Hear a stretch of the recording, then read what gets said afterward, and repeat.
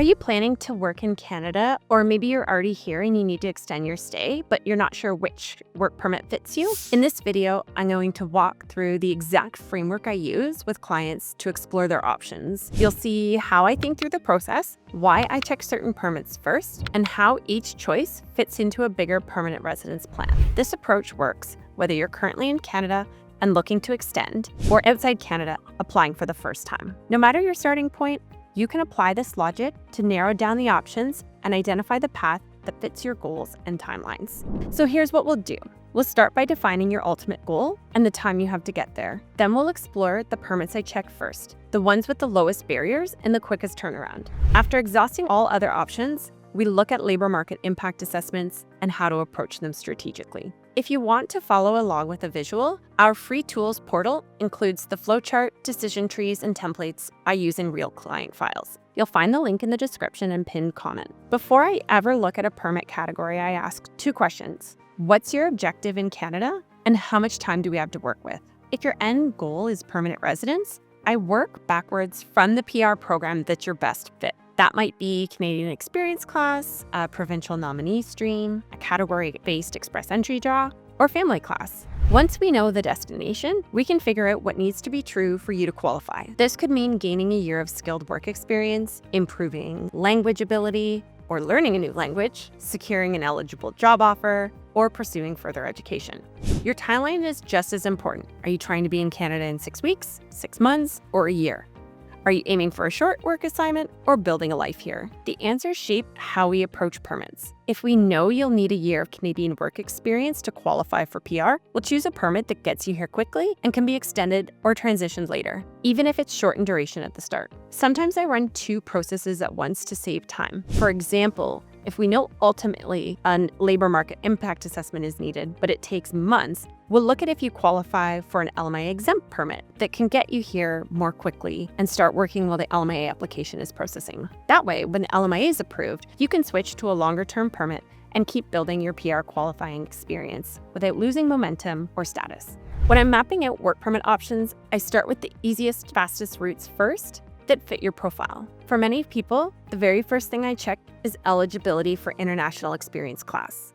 IEC is a set of reciprocal agreements between Canada and other countries that allows young people, usually between 18 and 35, to work and travel in Canada for a set period of time. In most cases, it's an open work permit, meaning you can work for almost any employer, anywhere without needing a job offer before you arrive. It's first on my list because it has some big advantages. You can often get it quickly compared to other permits. The requirements are simpler. You don't need an 𝐈𝐿MIA, and in many cases, you don't need a job offer, which can be particularly difficult if you're applying from outside Canada. It gives you the flexibility to take jobs that build Canadian work experience and shift occupations to align with your PR strategy and shifting PR focus. If you're eligible and there are spots available for your country, it's often the cleanest way to start building the Canadian experience that will later support a PR application. If you're not eligible, maybe your country isn't part of the IEC program, or you've already used up your participation, then we move on to the next group of options. Next, I explore whether you qualify for another 𝐈𝐿MIA exempt work permit that falls under the International Mobility Program. I'm basically trying to avoid 𝐈𝐿MIAs at all costs. So these are still relatively low barrier because they don't require an employer to go through a full labor market test.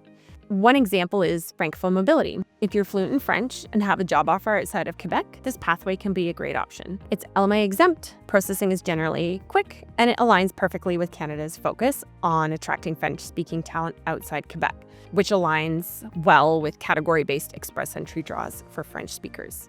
Another option I look are free trade agreements. So if you're from a country that has a trade agreement with Canada, like the US, Mexico, Chile, UK, you might be able to get a work permit under the trade agreement as a professional, a technician, or an intercompany transfer. It makes a great starting point for planning the next step.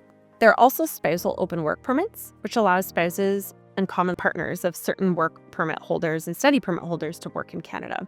If you qualify for any of these, they may be an excellent way to enter the labor market, gain Canadian work experience, and position yourself for PR without the added time and complexity of a labor market impact assessment. But if none of these fit, then we start looking at more specialized options. These are higher barrier, but still 𝐈𝐿MIA exempt permits that just require stronger cases and more documentation. But they can still be a great fit if you meet the criteria. For example, Entrepreneurs can secure work permits through 𝐶11 when the work will bring a significant economic, social, or cultural benefit to Canada. So that could be someone starting a business that creates jobs or fills a market gap. The key is proving that benefit with a credible business plan, evidence of resources, and a clear Canadian impact. There's also the significant benefit C10 permit that is less common and has a high evidence bar, but might still be a good fit in certain scenarios. And we have reciprocal employment that allows you to work in Canada when there's agreements that provide similar opportunities for Canadians abroad. And this often comes up in sports or academic exchanges, but could be between your employer if they have operations worldwide and global mobility strategies in their talent policies. Because these permits are more complex and nuanced, I usually only pursue them when the lower barrier options aren't available. If no LMIA exempt options are available, the final step I take is looking at labor market impact assessment pathways. These are employer-driven permits, and they involve a two-part process. First, an employer has to recruit within Canada and prove they can't find a Canadian citizen or permanent resident to fill the role. This requires advertising in specific ways and keeping detailed recruitment records. If the LMIA is approved, the employer names you on it, and you can then apply for a work permit.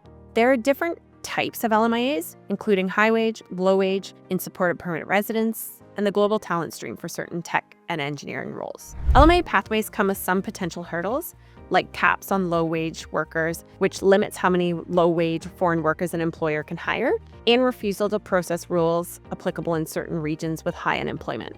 I generally avoid LMIAs in support of PR because the processing times are really long and there are no longer any job offer points in express entries, so there's really little benefit compared to a regular high or low wage LMIA. Sometimes I use LMIAs in combinations with short-term permits, as I mentioned before. For example, if you have a 1-year IEC, that could get you here more quickly and then transition to an LMIA-based permit to give you the time to continue gaining the work experience you might need to keep your PR strategy on track. So let's recap the journey we've just walked through. We started with the big picture, your end goal and your timeline, because that's what determines which permits make sense and which ones are a distraction. Then we looked at the lowest barrier options first, IEC and other LMIA exempt permits, which you find under the International Mobility Program. From there, we explored higher barrier permits for more specialized scenarios. And finally, we considered LMIA pathways with strategies to manage their longer processing times and complexity. If there's one takeaway from this process, it's that the best work permit isn't just about what you can qualify for today, it's about what will serve your long-term plans. Every step should either move you closer to your PR goal or buy you the time you need to meet the requirements for it. And remember, this framework applies no matter whether you are here now, extending your status, it helps you identify the right next permit. Or if you're outside Canada, applying for the first time, it helps you focus on the fastest viable entry point. And once again, in our free tools portal, you'll find the exact decision tree and flowchart I use to map this out visually, plus templates, guides, and checklists for each type of permit we discussed. These resources will help you apply what we've covered today to your own situation and avoid wasting time on dead-end options. Use the link below to instantly access these tools. They're free, and they're the fastest way to turn what you've just learned into a concrete action plan. And I'd love to hear from you. Leave a comment with your questions and the topics you'd like us to cover in future. Your questions often inspire the next resource we create.